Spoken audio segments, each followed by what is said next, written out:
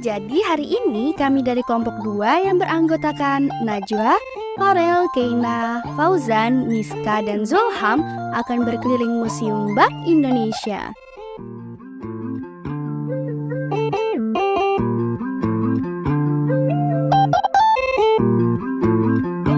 Jadi kita lagi di Museum Bank Indonesia, ikutin terus ya.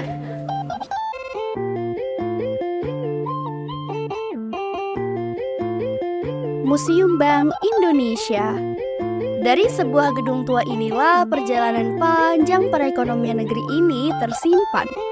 Bangunan ini sudah ada sejak masa kolonial Belanda loh. Pada awalnya gedung ini difungsikan menjadi rumah sakit, namun kemudian beralih menjadi kantor perbankan di tahun 1828 yang diberi nama Dejava Shebak. Setelah meraih kemerdekaan, Dejava Shebak pun dinasionalisasi pada tahun 1951 dengan cara dibeli sahamnya. Lalu kemudian pada tahun 1953 resmi menjadi kantor Bank Indonesia. Berkeliling di museum ini seakan-akan terbawa dengan mesin waktu, melihat perjalanan panjang alat pembayaran dan mata uang negeri ini. Dari yang awalnya menggunakan sistem barter, hingga menggunakan rempah-rempah atau bumbu dapur yang pada masa itu dinilai setara dengan emas. Sampai akhirnya pada kedatangan Belanda yang menjadikan masyarakat menggunakan gulden sebagai alat pembayaran.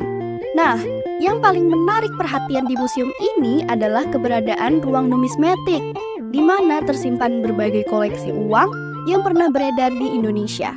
Bahkan juga digunakan dari awal masa kerajaan Hindu-Buddha dan zaman kolonial.